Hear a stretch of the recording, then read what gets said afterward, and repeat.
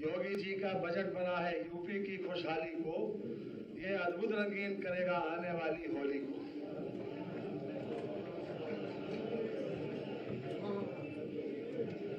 योगी जी का बजट बना है यूपी की खुशहाली को, ये अद्भुत रंगीन करेगा आने वाली होली को। बहुत बहुत धन्यवाद।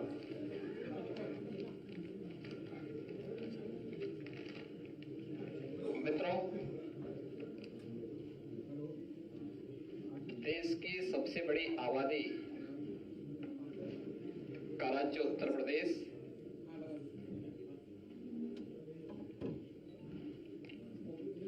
पिछले 6 वर्षों के दौरान सबका साथ, सबका विकास, सबका विश्वास और सबके प्रयास की भावना का प्रतिनिधित्व करते हुए उत्तर प्रदेश के समग्र विकास के लिए जो प्रयास प्रारंभ हुए हैं, उसके पीछे आदरणीय प्रधानमंत्री जी की प्रेरणा, उनका मार्गदर्शन और बजट जब भी विकास किया गया है वो एक निश्चित थीम के साथ प्रस्तुत किया गया के जो प्रयास। अगर आप देखें कि 2017-18 में जब प्रदेश में पहला बजट हमें प्रस्तुत करने का अवसर प्राप्त हुआ था, तो बजट हम लोगों ने और इस बजट अन्नदाता किसान जब भी प्रस्तुत किया गया है वो एक निश्चित थीम के साथ प्रस्तुत किया गया। वर्ष 2018-19 में अगर आप देखें कि 2000 जो बजट था वह प्रदेश के इंफ्रास्ट्रक्चर और औद्योगिक विकास के लिए समर्पित किया था। वर्ष 19-20 का बजट प्रदेश के अंदर मिशन शक्ति, इसमें महिला सुरक्षा, महिला सम्मान और स्वावलंबन के लिए समर्पित किया था। उस प्रकार की योजनाओं को ध्यान में रख करके हम लोगों ने प्रदेश के अंदर अपना बजट प्रस्तुत किया था। 2020-21 का बजट यह वह कालखंड है जब सदी की सबसे बड़ी महामारी का सामना हमें करना पड़ा था। वह था प्रदेश के युवा शक्ति के लिए, उनके कौशल विकास, रोजगार था, प्रदेश के इंफ्रास्ट्रक्चर, यानी इस महामारी के दौरान भी प्रदेश के अंदर रोजगार की संभावनाएं बाधित न हो, इसके लिए समर्पित था। 2021-22 का बजट प्रदेश के समग्र विकास को ध्यान में रख करके स्वावलंबन से सशक्तिकरण के लिए समर्पित किया था। 2022-23 का बजट अंत्योदय से आत्मनिर्भरता का बजट था। तो आज मेरे सहयोगी वित्त मंत्री खन्ना जी ने उत्तर प्रदेश की 25 करोड़ आबादी की अंत्योदय से आत्मनिर्भरता के लिए उनके कल्याण बजट था प्रस्तुत किया है। मेरे सहयोगी वित्त मंत्री उत्तर प्रदेश के खन्ना जी ने सर्वसमावेशी और समग्र विकास के साथ साथ आत्मनिर्भर भारत की तर्ज पर आत्मनिर्भर उत्तर प्रदेश की नींव को प्रस्तुत करने वाला बजट है। मैं इस बजट को प्रस्तुत करने के लिए वित्त मंत्री श्री सुरेश खन्ना जी को, अपर मुख्य सचिव वित्त श्री प्रशांत त्रिवेदी जी को और वित्त विभाग की पूरी टीम को उत्तर प्रदेश के अनुरूप बजट प्रस्तुत करने के लिए हृदय से बधाई देता हूं और आप सबका मैं हृदय से स्वागत करता हूं।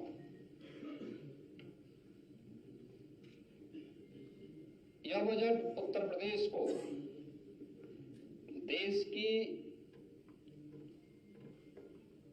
सबसे बड़ी अर्थव्यवस्था के रूप में स्थापित करने के लिए और आदरणीय प्रधानमंत्री जी के विजन के अनुरूप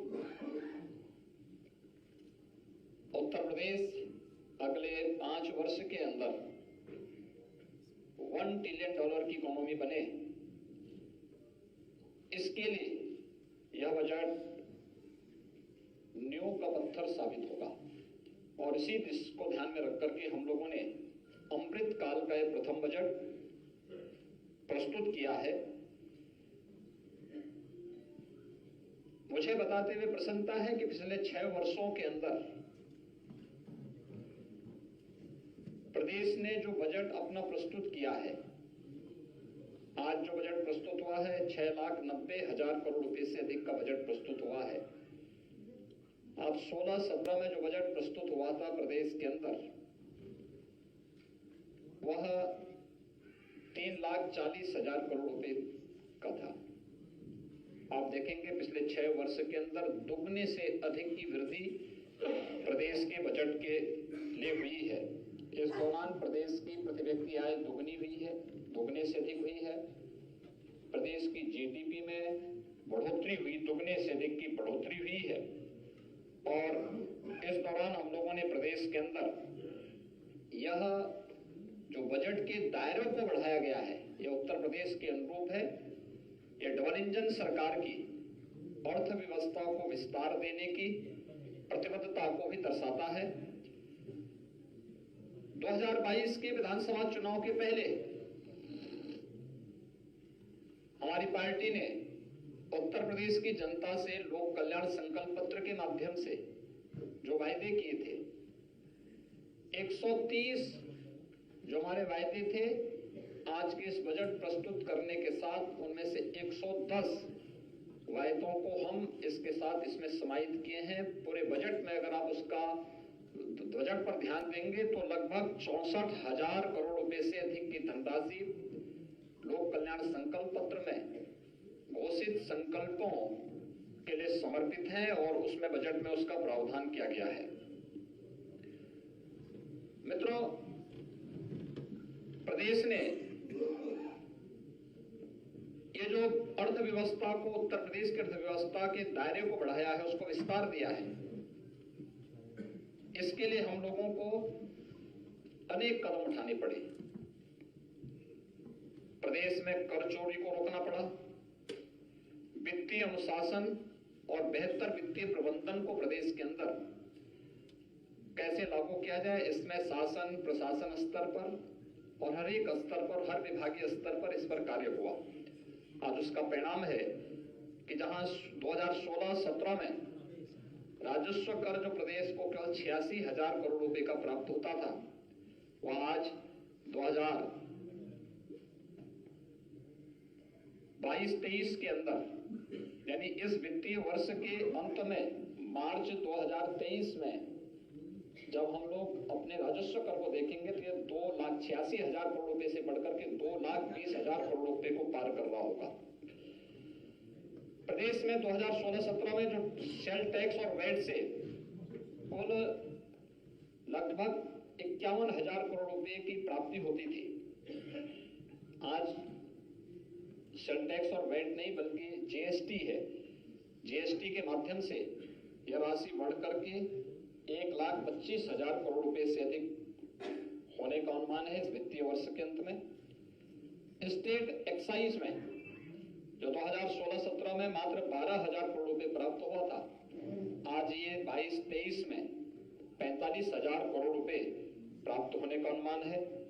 और ये तभी संभव हो पाया जब हम लोगों ने प्रदेश के अंदर राजस्व कर की चोरी को रोकने के लिए प्रभावी उपाय किए और राजस्व संग्रह की व्यवस्था को अत्यंत ही पारदर्शी तरीके से इस व्यवस्था को प्रदेश के अंदर लागू किया। उसके कारण ये प्रदेश के अंदर हो पाया है।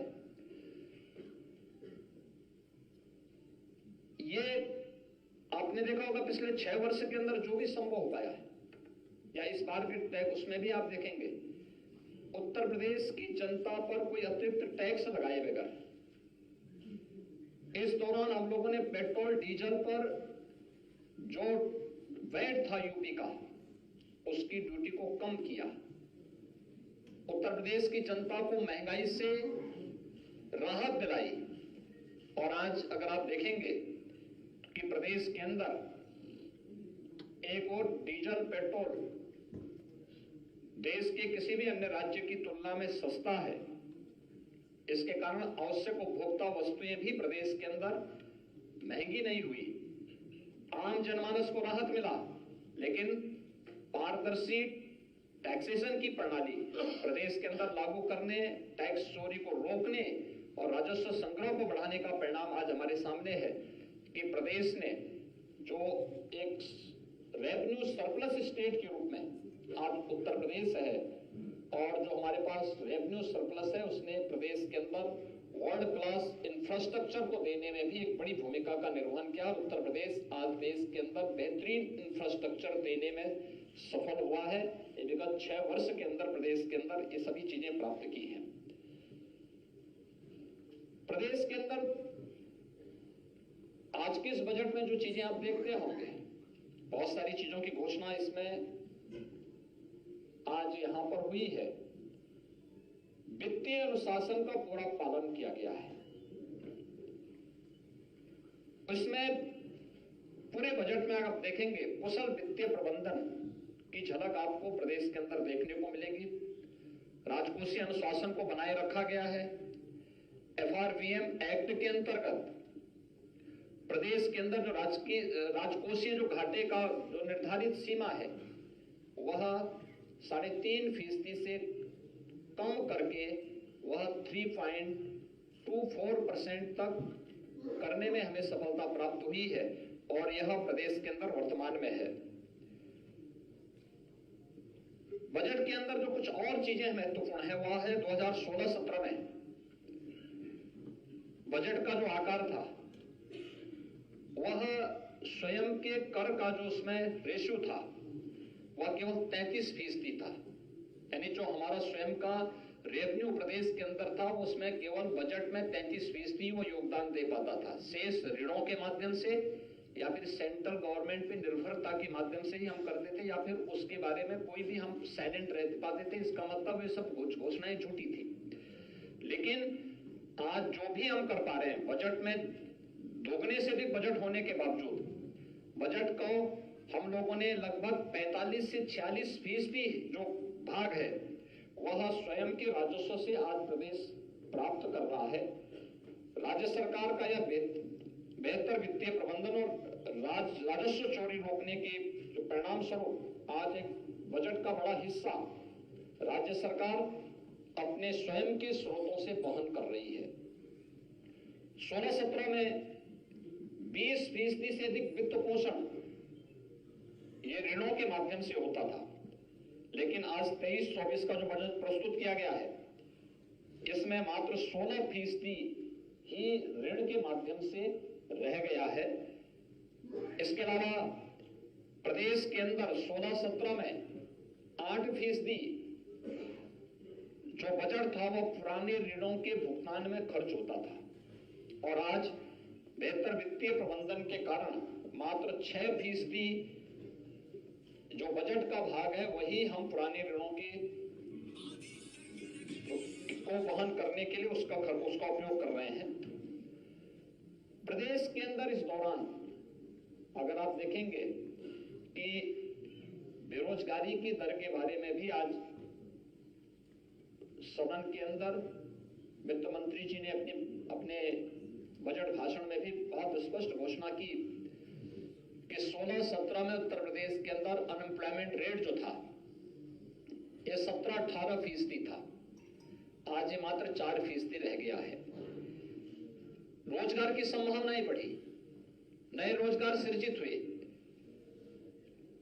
सिक यूनिट को खासतौर पर MSME यूनिट जो उत्तर प्रदेश के औद्योगिक निवेश का एक बड़ा आधार था उसको पुनर्जीवित किया गया। 1 डिस्ट्रिक्ट 1 प्रोडक्ट की योजनाओं ने उत्तर प्रदेश को एक्सपोर्ट के हब के रूप में विकसित किया, और उत्तर प्रदेश के अंदर इसके लिए हम लोगों ने केंद्र से जुड़ी हुई इन तमाम योजनाओं को लागू करने का परिणाम क्या था? उत्तर प्रदेश का सीडी रेशो बेहतर हुआ है।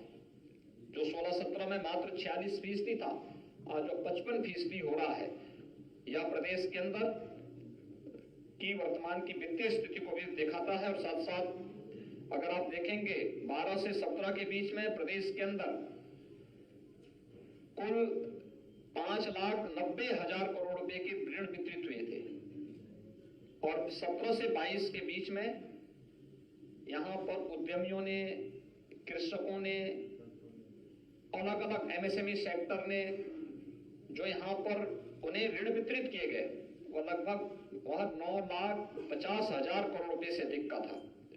और ये अगर आप इस वित्तीय वर्ष में देखेंगे इसकी प्रोग्रेस भी काफी अच्छी है और इसे हम आगे बढ़ाने का कार्य कर रहे हैं।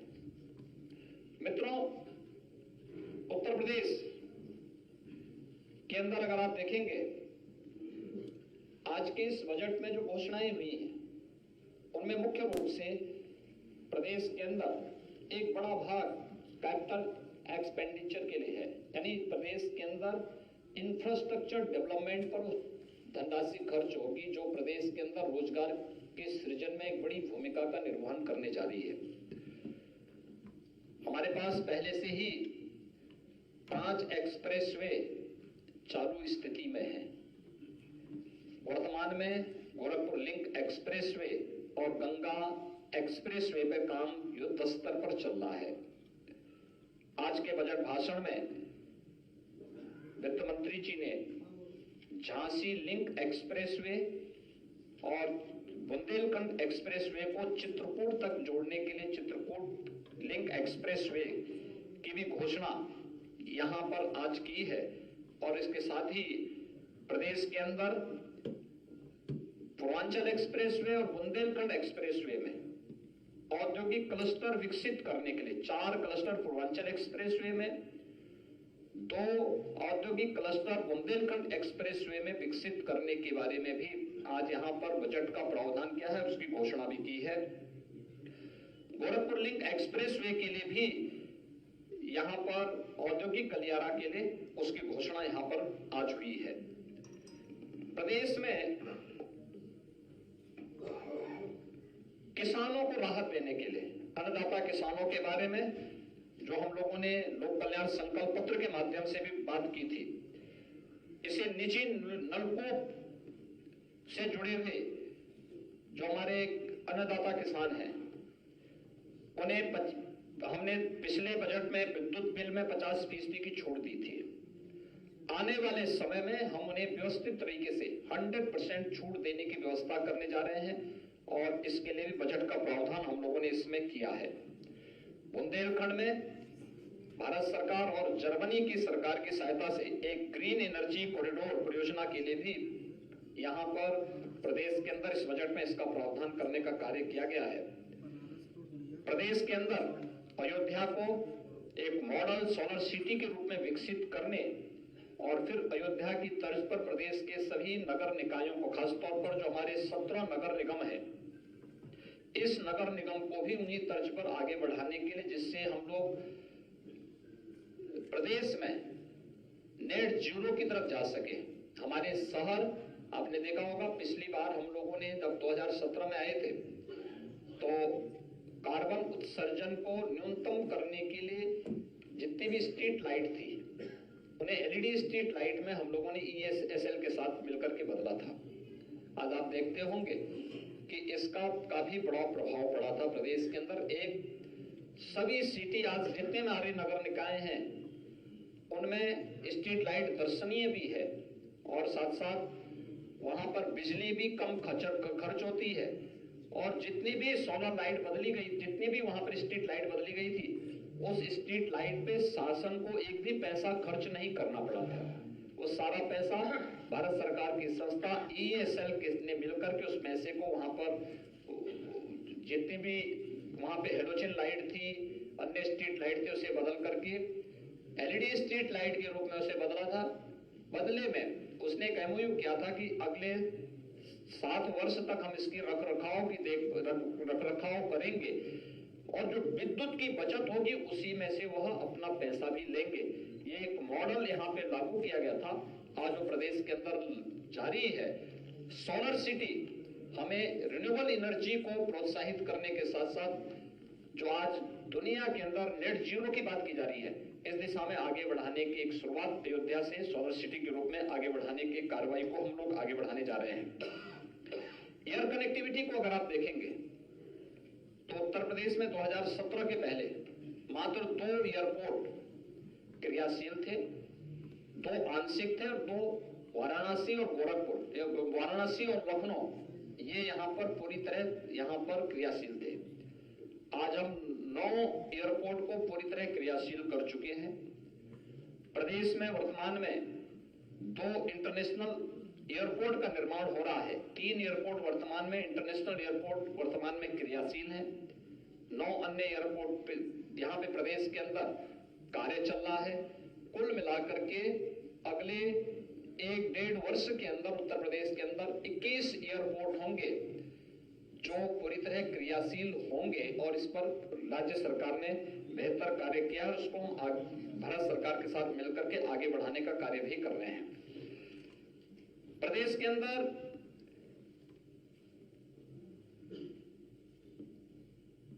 आगरा और वाराणसी में साइंस सिटी और नक्षत्रशाला की स्थापना के लिए भी इस बजट में इसका प्रस्ताव यहां पे प्रस्ताव किया गया है।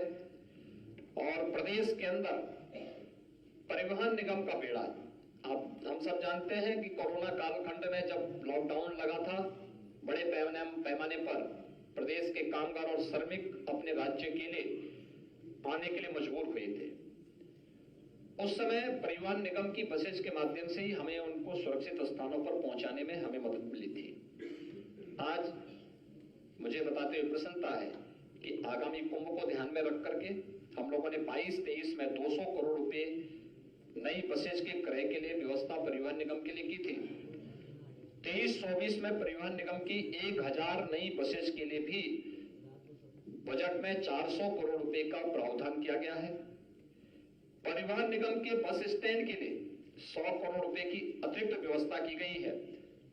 और प्रदेश ने जो अपनी EV policy, electric vehicle policy प्रदेश के अंदर लागू की है, उसके लिए भी 100 करोड़ रुपए का प्रावधान हम लोगों ने बजट में किया है। प्रदेश के अंदर अन्य इंफ्रास्ट्रक्चर के लिए, सड़कों के निर्माण के लिए, इंटर स्टेट कनेक्टिविटी के लिए, डिस्ट्रिक्ट मुख्यालयों को ब्रिजेज के निर्माण के लिए, सड़क और सेतुओं के निर्माण के लिए 21,000 करोड़ रुपए से अधिक का प्रावधान किया गया है। उनके अनुरक्षण के लिए 6,000 करोड़ रुपए का प्रावधान किया गया है। ये प्रदेश के अंदर अन्य ग्रामीण क्षेत्र के सड़कों के निर्माण के लिए भी 1525 करोड़, रेलवे उपरिगामी सेतु के लिए 1700 करोड़ रुपए और अन्य सेतुओं के निर्माण के लिए भी 1850 करोड़ रुपए का प्रावधान इस बजट में किया गया है।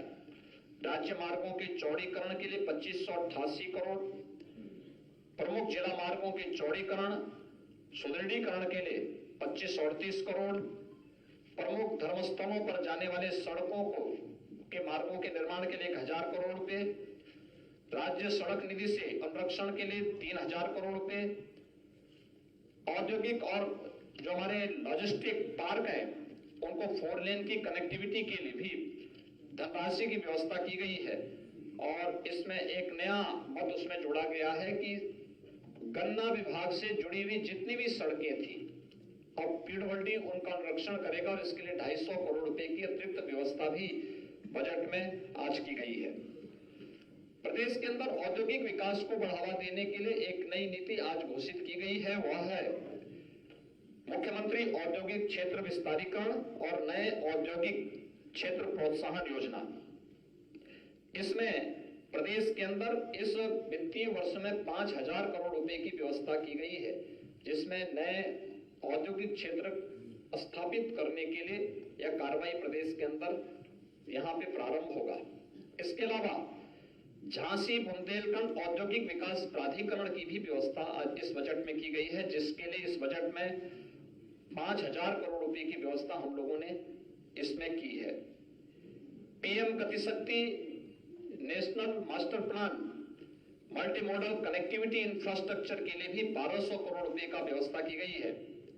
अटल इंडस्ट्रियल इंफ्रास्ट्रक्चर मिशन के लिए 300 करोड़ रुपए की व्यवस्था की गई है। और प्रदेश के अंदर जो सिक यूनिट हमारी है, खासतौर पर कताई मिल्स हैं, स्टेट यार्न यूनिट है, स्टेट स्पिनिंग जो मिल्स हैं, राज्य वस्त्र निगम से जुड़ी हुई जो मिल्स हैं, जो एक प्रकार से बंदी के कगार पर हैं, उन सभी को हम नए औद्योगिक क्लस्टर वहां पे विकसित कर सकें, नई औद्योगिक इकाइयों को विकसित कर सकें, इसके लिए एक पॉलिसी उत्तर प्रदेश सरकार लेकर के आई है। और इसमें हम वहां पर जो कर्मचारी पहले से वहां पे कार्यरत हैं, उनके देय भुगतान के बारे में भी व्यवस्था हम लोगों ने की है। प्रदेश के युवाओं के तकनीकी दृष्टि से सक्षम और समर्थ बनाने के लिए टैबलेट और स्मार्टफोन देने की जो व्यवस्था की गई है, हम लोगों ने अब तक प्रदेश में 20 लाख युवाओं को टैबलेट और स्मार्टफोन वितरित किए हैं। पिछले बजट में हम लोगों ने प्रदेश के अपने युवाओं के लिए जो व्यवस्था की थी, 1700 करोड़ रुपए की व्यवस्था की थी, जिसके तहत 20 लाख युवाओं को हम इसके साथ जोड़ चुके हैं। इस बार के इस बजट में हम लोगों ने 3600 करोड़ रुपए का प्रस्ताव किया है, जो उत्तर प्रदेश के यूथ को प्रदेश के अंदर स्वामी विवेकानंद युवा सशक्तिकरण योजना में टैबलेट और स्मार्टफोन स्नातक और प्रास्नातक युवाओं को इस सुविधा हम उपलब्ध कराने जा रहे हैं। और अगले 5 वर्ष में कुल 2 करोड़ युवा को हम इसके साथ जोड़ने का कार्य करेंगे। प्रदेश में औद्योगिक पार्कों के विकास के लिए मैं निजी क्षेत्र यानी निजी क्षेत्र भी इस क्षेत्र में निवेश, उसमें उन्हें प्रोत्साहित करने के लिए भी 500 करोड़ रुपए का व्यवस्था की गई है। वन डिस्ट्रिक्ट वन प्रोडक्ट के लिए भी इसमें 275 करोड़ रुपए का प्रावधान है। और भारत सरकार की विशेष सहायता प्राप्त योजनाओं के वित्तीय में, जिसमें जनपद स्तर पर यूनिटी मॉल की स्थापना होनी है। वन डिस्ट्रिक्ट वन प्रोडक्ट के जो हमारे प्रोडक्ट हैं, उनके डिस्प्ले के लिए यूनिटी मॉल बनेंगे, उसके लिए भी 200 करोड़ रुपए का प्रस्ताव इस बजट में किया गया है। विश्वकर्मा श्रम सम्मान के अंतर्गत जो हमारे परंपरागत उद्यमी हैं, कारीगर हैं, उनके प्रोत्साहन के लिए उन्हें निःशुल्क प्रशिक्षण। प्रदेश में हमारा जो कुल निर्यात होता था वो मात्र 86 से 88,000 करोड़ रुपए के बीच में था। आज वह बढ़ करके लगभग 1,60,000 करोड़ के आसपास होने जा रहा है। मुख्यमंत्री एक नई योजना इसमें हमने चलाई है। एमएसएमई सेक्टर में जो लोग काम करते हैं, उद्यमी हैं या जो वहां कारीगर हैं, उनको सुरक्षा बीमा का कोई कवर नहीं था। मुख्यमंत्री सूक्ष्म उद्यमी दुर्घटना बीमा योजना हम इस बार उसको लागू कर रहे हैं। इसके लिए धनराशि की व्यवस्था की गई है। अगर किसी आपदा के कारण, किसी दुर्घटना के कारण उस उद्यमी की, एमएसएमई सेक्टर में कार्य करने वाले किसी उद्यमी की, किसी कारीगर की, किसी हस्तशिल्पी की दुर्भाग्य से मौत होती है, तो 5 लाख रुपए की बीमा कवर उसे देने का कार्य किया जाएगा। और इसको लेकर के हम लोगों ने कार्य पर इसमें बजट में उसका प्रावधान किया है। युवाओं को रोजगार उपलब्ध कराने के लिए, उसके लिए विशेष प्रशिक्षण के लिए भी प्रदेश के अंदर इस बजट में इसका प्रावधान किया गया। इसमें बजट में उसका प्रावधान किया गया है। प्रदेश के अंदर नई स्टार्टअप नीति के बारे में, आईटी सेक्टर में इनक्यूबेटर्स और स्टार्टअप सीड कैपिटल के लिए भी बजट का प्रावधान इसमें किया गया है। इसके साथ ही प्रदेश के अंदर प्रदेश के अमरोहा, बागपत, अमेठी, संभल, हापुड़ जनपदों में और वाराणसी और चंदौली में भी हम लोगों ने जिला उद्योग प्रोत्साहन और उद्यमता विकास केंद्र की स्थापना के लिए भी इसमें बजट का प्रावधान किया है। प्रदेश के अंदर यह वर्ष हम सब जानते हैं कि आदरणीय प्रधानमंत्री जी की प्रेरणा से मिलेट वर्ष के रूप में घोषित हुआ है। जो मोटा अनाज है, श्री अन्न के रूप में जिन्हें प्रधानमंत्री जी ने एक नया संबोधन दिया है। सुपर फूड के रूप में प्रधानमंत्री जी ने अपने यहाँ पर जीआईएस के उद्घाटन कार्यक्रम के अवसर पर इसे प्रदेश के अंदर इस वर्ष हम लोग नए 5 विश्वविद्यालय के समकक्ष संस्थान खोलने जा रहे हैं, जिनमें कुशीनगर में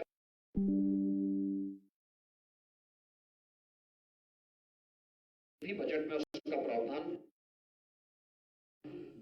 प्रदेश के अंदर किया है। उत्तर प्रदेश में हम लोगों ने औद्योगिक निवेश और एमएसएमई सेक्टर के लिए पिछले 6 वर्ष के अंदर इंफ्रास्ट्रक्चर के लिए काफी ध्यान दिया। प्रदेश के अन्नदाता किसानों के लिए भी काफी प्रावधान किए।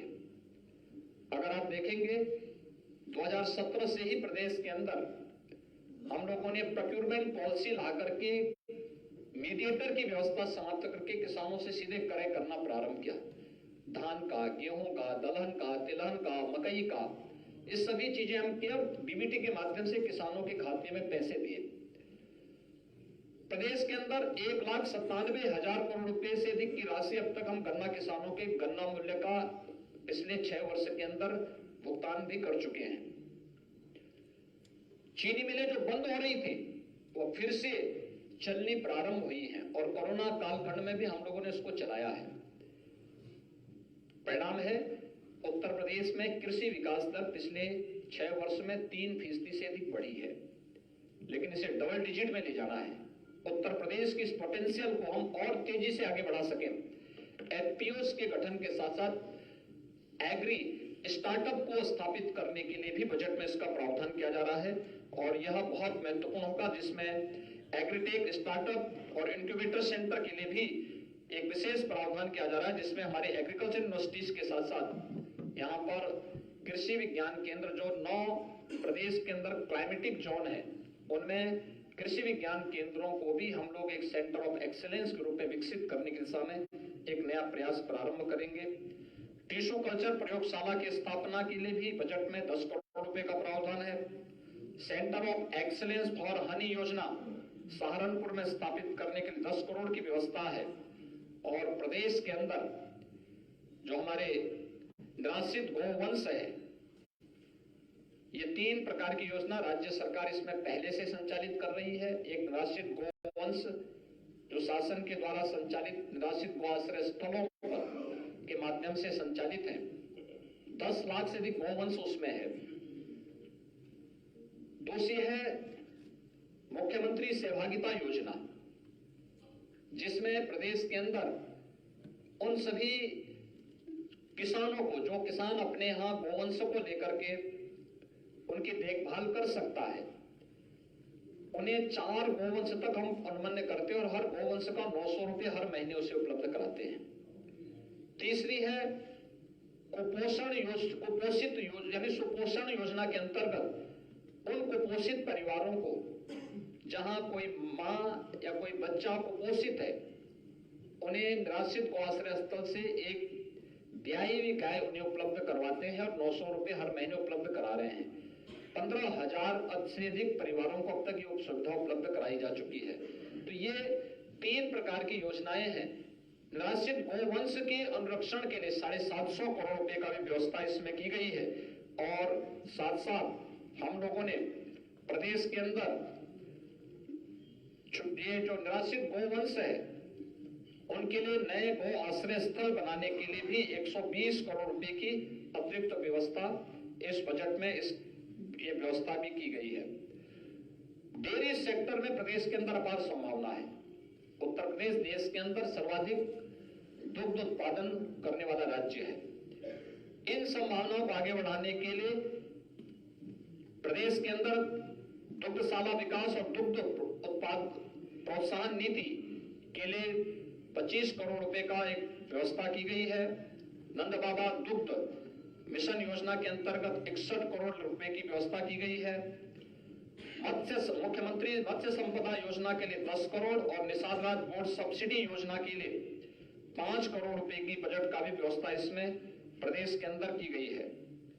कृषकों को कम ब्याज पर फसली ऋण उपलब्ध कराने के लिए 500 करोड़ रुपए की व्यवस्था की गई है और प्रदेश के अंदर कृषक दुर्घटना बीमा के दायरे को बढ़ाते हुए उसमें अब तक केवल किसान जिसके नाम पे खेती होती थी वह केवल किसान ही उसके दायरे में आता था। अब किसान के साथ साथ किसान के परिवार के सदस्य, इसके साथ साथ वो खेतीहर मजदूर जो अब तक खेतीबाड़ी तो करता था, लेकिन अगर किसी आपदा का शिकार होता था वह उसके दायरे में नहीं आता था। राज्य सरकार ने उसका विस्तार किया है और 750 करोड़ रुपए की व्यवस्था मुख्यमंत्री कृषक दुर्घटना बीमा योजना के अंतर्गत किसानों को किसी भी प्रकार की आपदा में एक सुरक्षा बीमा का कवर उन्हें देने का कार्य किया है। मित्रों, ईज ऑफ लिविंग के आदरणीय प्रधानमंत्री जी के विजन को आगे बढ़ाते हुए ग्रामीण और शहरी क्षेत्र में प्रधानमंत्री आवास योजना के अंतर्गत अब तक 52 लाख से अधिक गरीबों को एक एक आवास उपलब्ध देने की कार्रवाई संपन्न हुई है। और इस बजट में भी 7,508 करोड़ रुपए जो विगत वर्ष के बजट में व्यवस्था थी उसके सापेक्ष इस बार 10,202 करोड़ रुपए से अधिक का प्रस्ताव इसमें किया जा रहा है। प्रदेश के अंदर जो छोटी छोटी जातियां थी जिनकी कोई वाइस नहीं थी, मुसहर, बनटागिया, कोल, थारू, चेरो, सहरिया, इन सभी उन जातियों को जो कोई पहुंच नहीं थी उनको भी इन सुविधाओं के साथ जोड़ने, कुष्ठ रोगियों को, इन सभी को इसके साथ मुख्यमंत्री आवास योजना के साथ जोड़ने के लिए भी 1203 करोड़ रुपए की व्यवस्था की गई है, जिससे इन्हें भी काफी बड़ी संख्या में आच्छादित किया गया। जो बच्चे हैं उनको हम लोग इसको करेंगे। उत्तर प्रदेश विधानमंडल के सभी सदस्यों को जो मिलने वाली राशि 3 करोड़ की राशि मिलती थी उसको बढ़ोतरी करके 5 करोड़ का प्रस्ताव भी इसमें किया गया है। यह सभी माननीय विधानसभा और विधान परिषद के सदस्यों को ही प्राप्त होगा। मुख्यमंत्री पंचायत प्रोत्साहन योजना के अंतर्गत 2,478 उत्कृष्ट ग्राम पंचायतों के प्रोत्साहन के लिए भी 85 करोड़ रुपए का प्रस्ताव इस बजट में किया गया है। ग्रामीण क्षेत्र में भी ग्रामीण सचिवालय का निर्माण हो सके और तकनीक के माध्यम से गांव की नागरिक को गांव में ही सभी प्रकार की सुविधाएं मिल सके, इसके लिए प्रदेश के अंदर बड़े पैमाने पर ग्राम सचिवालयों का निर्माण किया जा रहा है। 750 बहुउद्देशीय पंचायती भवनों के निर्माण के लिए भी इस बजट में उसका प्रावधान किया गया है। ग्रामीण क्षेत्र में वहां पर जन सुविधाओं के विकास और अंत्येष्टि स्थलों के लिए भी बजट का प्रावधान इसमें किया गया है और एक नई स्कीम इसमें लागू की जा रही है, उत्तर प्रदेश मातृभूमि योजना, जिसके अंतर्गत प्रदेश के अंदर कोई भी व्यक्ति जो प्रवासी नागरिक है उत्तर प्रदेश का, वो अगर अपने ग्राम पंचायत में अपने किसी पूर्वज के नाम पर कोई निर्माण कार्य कराना चाहता है, कोई बहुउद्देशीय भवन बनाना चाहता है, कोई कन्वेंशन सेंटर बनाना चाहता है, कोई लाइब्रेरी बनाना चाहता है या किसी अन्य निर्माण कार्य के लिए, तो उसमें इस योजना के अंतर्गत हम उसे जोड़ रहे हैं और इसके माध्यम से फिर हम उसे एक स्थान देंगे और उसके साथ एक एमओयू करते हुए उसका उपयोग ग्राम पंचायत कर पाएगी और गांवों के विकास में प्रवासी नागरिकों की भूमिका को भी हम इसके साथ जोड़ पाएंगे। योजना हम लागू करने जा रहे हैं। जल जीवन मिशन, हर घर नल, आप सब जान सकते हैं कि प्रदेश के अंदर तेजी के साथ ये आच्छादन की प्रक्रिया बढ़ रही है। हमारा अनुमान है कि इस वित्तीय वर्ष में हम 1 करोड़ से अधिक घरों तक शुद्ध पेयजल का कनेक्शन उपलब्ध कराने में समर्थ हो जाएंगे। 1 करोड़ परिवार तक। आप इस बजट में जल जीवन मिशन के लिए 21,000 करोड़ रुपए का प्रस्ताव किया गया है। एक बड़ी राशि इसके लिए उपलब्ध कराई जा रही है। जल संरक्षण के लिए भूजल स्तर के मापन और उन्हें पूर्व में स्थापित जो पोजीमीटर थे वहां पर डिजिटल वाटर लेवल रिकॉर्डर की स्थापना हेतु हम 23-24 में उसकी एक व्यवस्था प्रदेश के अंदर करने जा रहे हैं, जिसमें नवीन डिजिटल वाटर लेवल रिकॉर्डर की स्थापना के लिए भी इस बजट में प्रावधान किया जा रहा है। उत्तर बुंदेलखंड क्षेत्र में एक नवीन योजना India Israel Bundelkhand water project प्रारंभ करने का एक प्रस्ताव है और साथ साथ अटल भूजल योजना के अंतर्गत प्रदेश के अंदर जो 26 क्रिटिकल विकास खंड थे उन विकास खंडों के लिए भी हम लोगों ने प्रदेश के एक बजट का प्रावधान इसमें किया है। वाराणसी में रोपवे के लिए बजट का प्रस्ताव है। Kanpur metro, Agra metro, Delhi, Ghaziabad, Meerut rapid rail के लिए व्यवस्था की जा रही है और मेट्रो प्रदेश के अंदर गोरखपुर, वाराणसी, प्रयागराज, मेरठ, अन्य जो शहर हैं इन सब में भी एक वित्तीय प्रस्ताव किया गया है मेट्रो के लिए। प्रदेश के अंदर एक नई योजना और शहरी क्षेत्र में विकसित की जा रही है, वह है मुख्यमंत्री शहरी नई यानी न्यू सिटी प्रोत्साहन योजना। यह योजना इसमें 3,000 करोड़ रुपए की व्यवस्था इस बजट में की जा रही है, जिसके माध्यम से न्यू सिटी के निर्माण के लिए प्रदेश के अंदर $1 ट्रिलियन की इकोनॉमी को प्राप्त करने की दिशा में तो आदरणीय प्रधानमंत्री जी का विजन है, उसके अनुरूप इसको आगे बढ़ाने के लिए न्यू सिटी के निर्माण के लिए भी एक प्रोत्साहन राशि इसके माध्यम से हम लोग देने जा रहे हैं, जिसमें 50% प्रोत्साहन राज्य सरकार देगी और 50% संबंधित अथॉरिटी ऋणों के माध्यम से अपने स्रोत से वहन करेगी।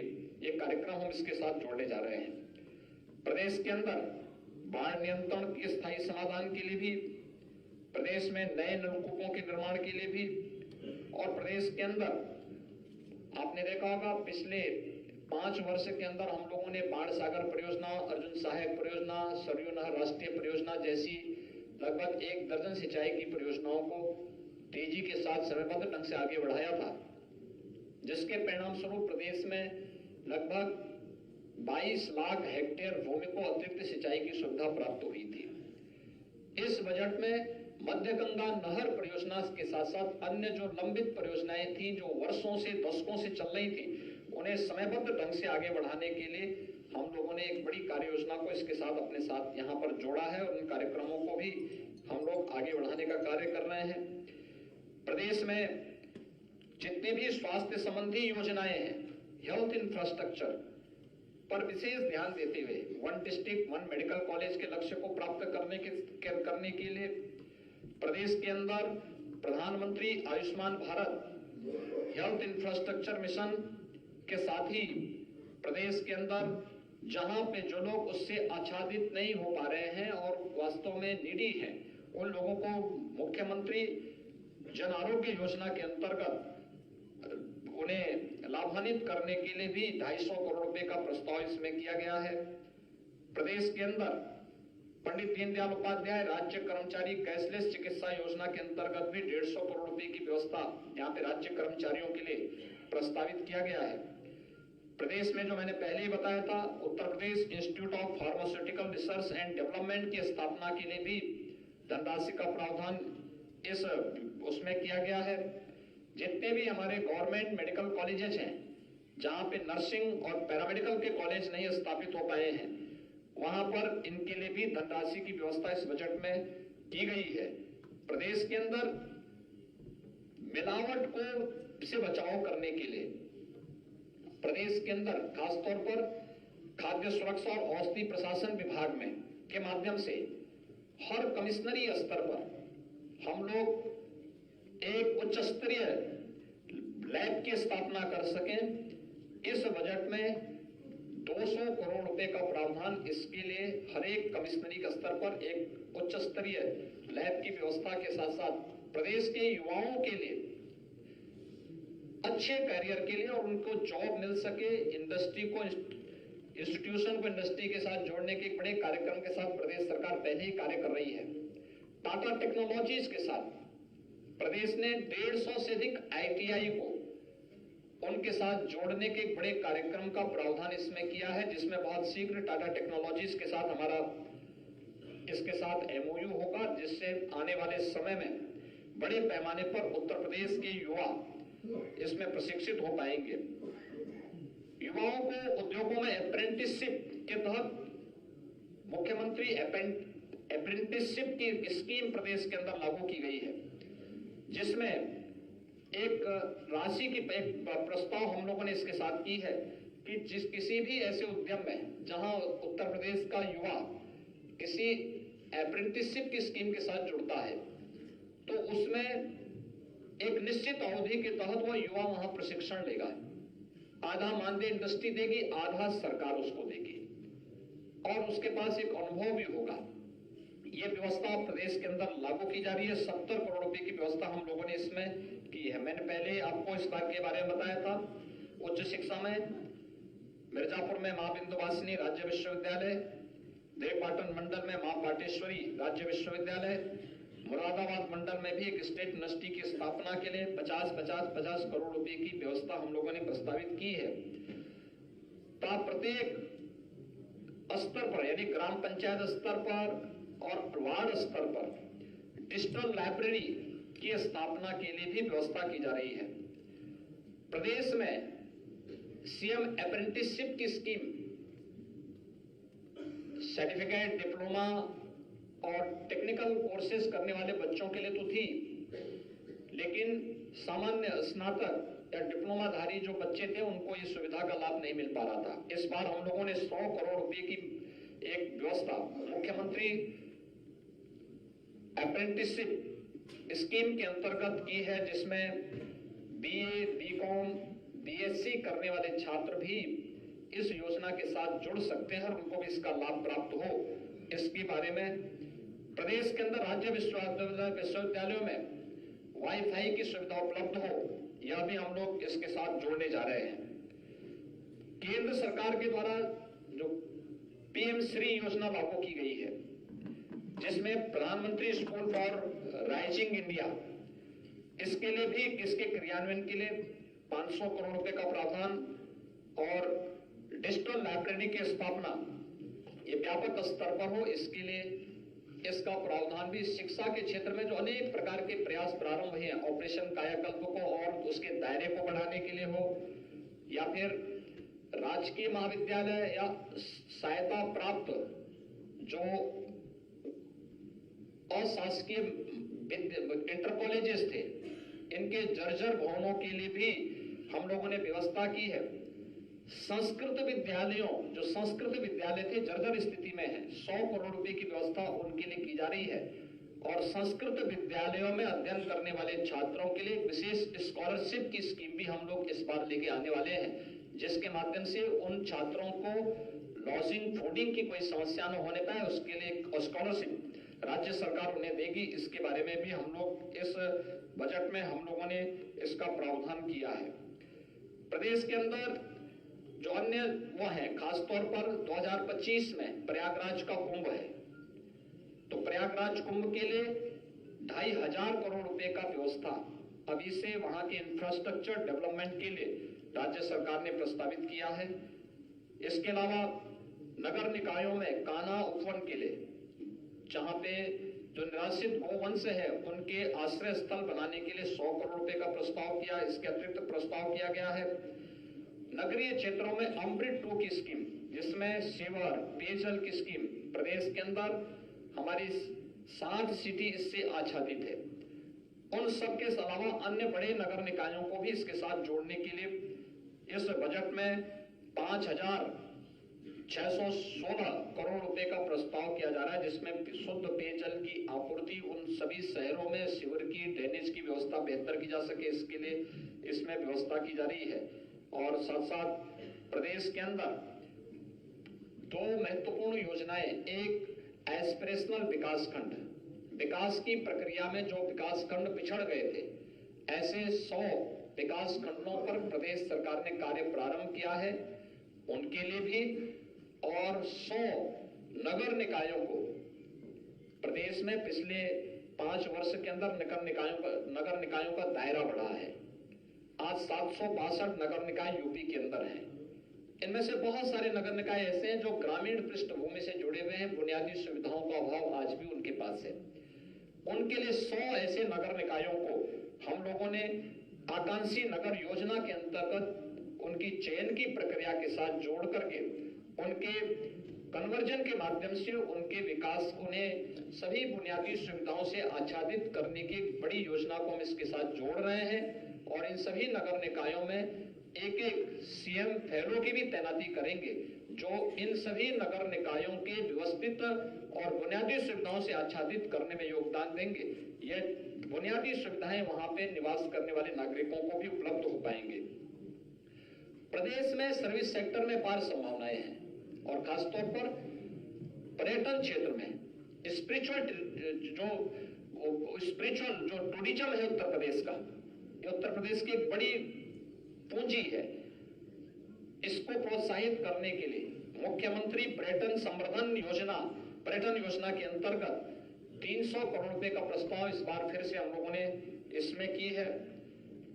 सहारनपुर के शाकंभरी देवी मंदिर के समेत की मंदिर में पर्यटन सुविधाओं के विकास के लिए यहाँ पर इसमें व्यवस्था की है। युवाओं के विशेष प्रशिक्षण, गाइड का प्रशिक्षण दिया जाना हो, अन्य कार्यक्रमों को प्रोत्साहित करने के लिए भी यहाँ पर इसके लिए व्यवस्था की जा रही है। इको टूरिज्म लखनऊ के लिए भी इस बजट में प्रस्ताव किया गया है। बुंदेलखंड में टूरिज्म के पार संभावनाएं हैं। वहां की किलों को टूरिज्म सर्किट के रूप में आगे बढ़ाने के लिए और वहां पे पर्यटन के अन्य संभावनाओं को आगे बढ़ाने के लिए बौद्ध परिपथ की दृष्टि से उत्तर प्रदेश अत्यंत समृद्धशाली है। इसके लिए भी प्रदेश के अंदर हम लोगों ने बजट में इसका व्यवस्था की है। सुख तीर्थ किस डेवलपमेंट के लिए जो मुजफ्फरनगर में है उसके लिए हम व्यवस्था करने जा रहे हैं। नैमिषारण्य तीर्थ के विकास के लिए भी यहाँ पर व्यवस्था की जा रही है और प्रयागराज में आगामी कुंभ को ध्यान में रख करके वहां के समेकित विकास के लिए भी एक बजट में प्रावधान किया जा रहा है। प्रदेश के अंदर इसके साथ ही प्रदेश के अंदर एक फैमिली आईडी कार्ड लागू करने की व्यवस्था, यह इस बजट में उसका प्रावधान किया जा रहा है और एक व्यवस्था की जा रही है कि हर परिवार के पास अपना एक फैमिली कार्ड होगा। किन योजनाओं का लाभ उस परिवार को प्राप्त हो रहा है और किन योजनाओं से परिवार अभी वंचित है, फिर 100% सिचुएशन की तरफ उन परिवारों को बढ़ाना, इस फैमिली आई कार्ड योजना को भी हम प्रदेश के अंदर आगे बढ़ाने का कार्य कर रहे हैं। खेलों को प्रोत्साहित करने के लिए 950 करोड़ रुपए का प्रावधान इस बजट में किया जा रहा है। साथ साथ खेल के विभिन्न प्रकार की विकास की योजनाओं को आगे बढ़ाने के साथ साथ मेजर ध्यानचंद स्पोर्ट्स विश्वविद्यालय में 300 करोड़ रुपए की व्यवस्था, पूर्व खिलाड़ियों और पहलवानों को आर्थिक सहायता के लिए भी धनराशि की व्यवस्था की गई है। खेलो इंडिया यूनिवर्सिटी गेम्स के लिए भी व्यवस्था की जा रही है और वाराणसी और मेरठ में शूटिंग रेंज की स्थापना के लिए भी, अयोध्या में अंतर्राष्ट्रीय क्रीड़ा संकुल के निर्माण के लिए भी इस बजट में व्यवस्था की जा रही है। और पहली बार प्रदेश में व्यवस्था की जा रही है कि निजी जो खेल अकादमी है सरकार उनको भी प्रोत्साहित करेगी। इसका प्रावधान भी हम लोगों ने बजट में किया है। मैनपुरी को मुख्य पर्यटन केंद्र के रूप में विकसित करने के लिए वहां एक संग्रहालय का प्रावधान हम बजट में करने जा रहे हैं। आजमगढ़ के हरिहरपुर में, हरिहरपुर आजमगढ़ का एक ऐसा गांव है जहां पे कला की सभी प्रकार की विधाओं को प्रोत्साहन मिला है और लंबे समय से मिला है। गायन, वादन और नृत्य तीनों प्रकार की विधाएं, इस गांव में एक संगीत महाविद्यालय के निर्माण के लिए भी धनराशि की व्यवस्था बजट में की गई है। प्रदेश में भारतीय नाट्य अकादमी के प्रेक्षागृह के नवीनीकरण के लिए भी उत्तर प्रदेश राज्य पुरातत्व विभाग द्वारा संरक्षित स्मारकों और जो पुरातन स्थल हैं उनके लिए भी धनराशि की व्यवस्था की गई है और शहीद स्मारकों के निर्माण के लिए भी प्रदेश में इस बजट में हम लोगों ने प्रस्ताव किया है। प्रयागराज में भजन संध्या स्थल के निर्माण के लिए, मिर्जापुर में त्रिकोणीय क्षेत्र मां विंध्यवासिनी का मंदिर, मां अष्टभुजा मंदिर, मां काली खो मंदिर की परिक्रमा पथ के विकास के लिए भी यहाँ पर बजट में विशेष प्रावधान किया गया है। सीतापुर में नैमिषारण्य में वेद विज्ञान अध्ययन केंद्र की स्थापना, काशी हिंदू विश्वविद्यालय में वेद विज्ञान केंद्र के लिए जो व्यवस्था की गई है उसको सेकंड फेज के कार्यक्रम को आगे बढ़ाने और अयोध्या की इंफ्रास्ट्रक्चर डेवलपमेंट के लिए भी इस बजट में अलग से व्यवस्था की गई है। यह ये कार्यक्रम सभी हम लोगों ने किए हैं। प्रदेश के अंदर इस बार के वर्षा काल में फिर से हम 35 करोड़ वृक्षारोपण प्रदेश के अंदर करके अगले कुछ वर्षों के अंदर प्रदेश के अंदर वन आच्छादन को 15% तक पहुंचाने के बड़े लक्ष्य के साथ काम करने हैं। कुकरेल में एक नाइट सफारी, लखनऊ में कुकरेल में नाइट सफारी की स्थापना होगी। इसके लिए बजट में इसका प्रावधान किया गया है। यह प्रदेश का पहला नाइट सफारी होगा।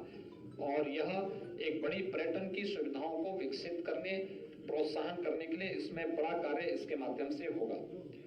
बाकी प्रदेश के अंदर कन्या सुमंगला, मुख्यमंत्री कन्या सुमंगला योजना, निराश्रित महिला पेंशन योजना, मुख्यमंत्री सामूहिक विवाह योजना, इन सभी महिला कल्याण से जुड़ी हुई योजनाओं के साथ साथ पिछड़ा वर्ग की निर्धन बालिकाओं की शादी के लिए अनुदान की राशि के लिए, राज्य ग्रामीण आजीविका मिशन की समूह में कार्य करने वाली बहनों के लिए भी गैप फंडिंग के लिए, आंगनबाड़ी कार्यकर्तियों को आयुष्मान भारत योजना के अंतर्गत बीमा आच्छादन के लिए भी ये पहली बार ये स्कीम दी जा रही है जो आंगनबाड़ी कार्यकर्तियों को उपलब्ध करवाने का कार्य किया जा रहा है।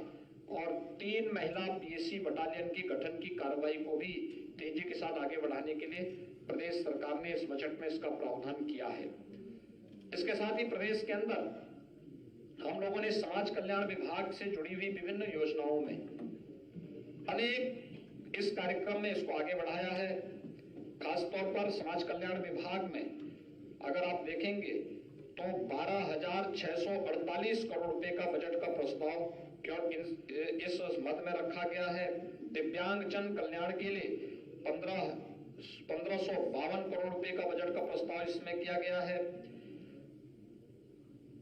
प्रदेश के अंदर बाकी अन्य तमाम योजनाएं इसके साथ आई हैं। रोजगार में मुख्यमंत्री युवा स्वरोजगार योजना के अंदर 150 करोड़ रुपए का, विश्वकर्मा श्रम सम्मान योजना के अंतर्गत लगभग 112 करोड़ रुपए का जो एमएसएमई सेक्टर का एक प्रस्ताव है उसको भी इस बजट में उसका प्रावधान किया गया है। प्रदेश के अंदर वृद्धावस्था पेंशन, दिव्यांगजन पेंशन की राशि को राज्य सरकार ने अभी लगभग 1 वर्ष पहले ही उसमें बढ़ोतरी की है। 500 से 1000 रुपया किया है। कुष्ठावस्था पेंशन की राशि को 3000 रुपये प्रति माह किया है। प्रदेश के अंदर एक नई योजना हम लोग इस बार करने जा रहे हैं और वह है उज्ज्वला योजना के लाभार्थियों को, जो प्रदेश के अंदर 1,74,00,000 उज्ज्वला योजना के लाभार्थी हैं, उन्हें दीपावली और होली पे उज्ज्वला योजना का एक एलपीजी का सिलेंडर फ्री में उपलब्ध करवाने की व्यवस्था करने जा रहे हैं। और यह व्यवस्था, इसका लिए धनराशि की व्यवस्था भी हम लोगों ने 3,047 करोड़ 48 लाख रुपए की व्यवस्था इस बजट में हम लोगों ने यहां पर की है। प्रदेश के अंदर गृह विभाग से जुड़े हुए तमाम अन्य मदाएं हैं जिसमें पुलिस कार्मिकों की अवस्थापना सुविधाओं के विकास के साथ साथ अन्य महत्वपूर्ण योजनाओं, पुलिस के आधुनिकीकरण की दिशा में कार्य योजना को आगे बढ़ाने का कार्य किया जा रहा है। यह वर्ष हमारे लिए बहुत महत्वपूर्ण होगा कि सरदेव अटल जी के नाम पर जो रजिस्टर्ड श्रमिक हैं, कोरोना कालखंड में अनाथ हुए बच्चे हैं, उनके लिए 18 अटल आवासीय विद्यालय, अत्याधुनिक सुविधा से युक्त 18 अटल आवासीय विद्यालय का संचालन हम लोग इस वर्ष जुलाई से करने जा रहे हैं। उसके लिए धनराशि की व्यवस्था हम लोगों ने इस बार के बजट में की है। और प्रदेश में forensic science institute, Uttar Pradesh police and forensic science institute की स्थापना और उसके उस फंक्शनल हो, उसमें पाठ्यक्रम भी प्रारंभ हो, वह भी आज इस बार के बजट में हम लोगों ने प्रस्तुत किया है।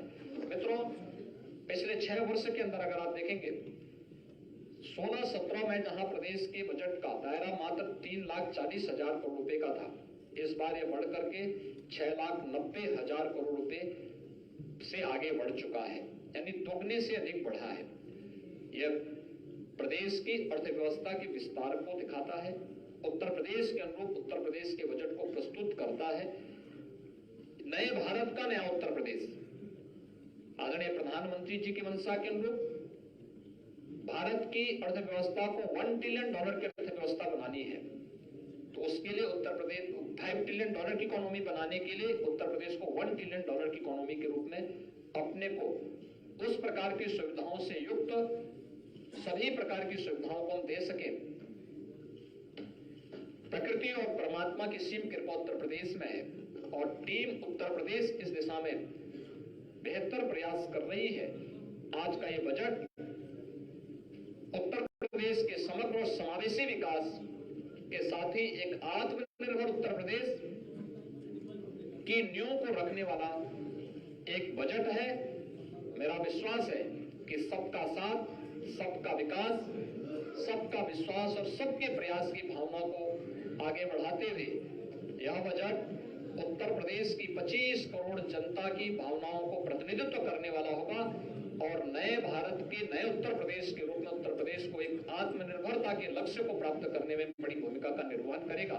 मैं इस बजट को विधानसभा में प्रस्तुत करने के लिए, सदन के सम्मुख प्रस्तुत करने के लिए वित्त मंत्री जी को और उनकी पूरी टीम को एक बार फिर से बधाई देता हूं। उत्तर प्रदेश के नागरिकों का अभिनंदन करता हूं कि उनका जो अब तक सहयोग प्राप्त हुआ है, पिछले 6 वर्ष के अंदर एक सकारात्मक सहयोग प्राप्त हुआ है कि हर बजट में हमने हर तबके के लोगों को, गांव को, गरीब को, किसान को, नौजवान को, महिलाओं को, समाज के प्रत्येक तबके को इसके साथ जोड़ने का कार्य किया है।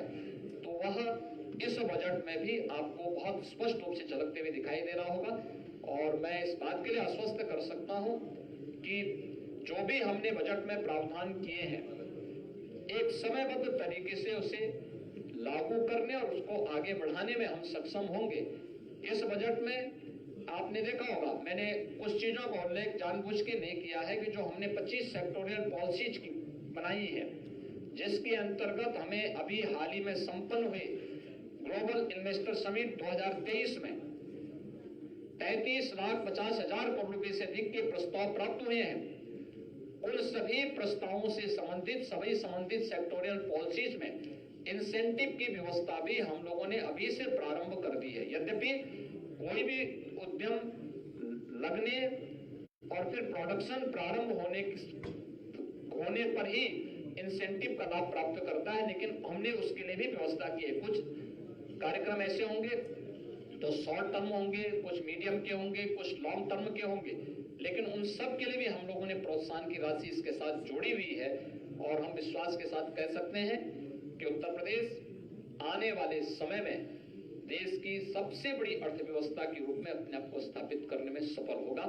मैं एक बार फिर से वित्त मंत्री जी को और उनकी पूरी टीम को हृदय से इस एक समग्र विकास, समावेशी विकास की सोच और आत्मनिर्भरता के लक्ष्य के साथ आगे बढ़ने की उत्तर प्रदेश की इस बजट को प्रस्तुत करने के लिए हृदय से बधाई देता हूं। अपनी पूरी टीम के सभी सदस्यों का अभिनंदन करता हूं और उत्तर प्रदेश वासियों को इस बजट के लिए हृदय से मंगल में शुभकामनाएं देता हूं। विश्वास करता हूं कि बजट उत्तर प्रदेश के युवाओं को, अन्नदाता किसानों को, मातृशक्ति को और समाज के प्रत्येक तबके को एक नया संबल प्रदान करने में अपना योगदान देगा। धन्यवाद।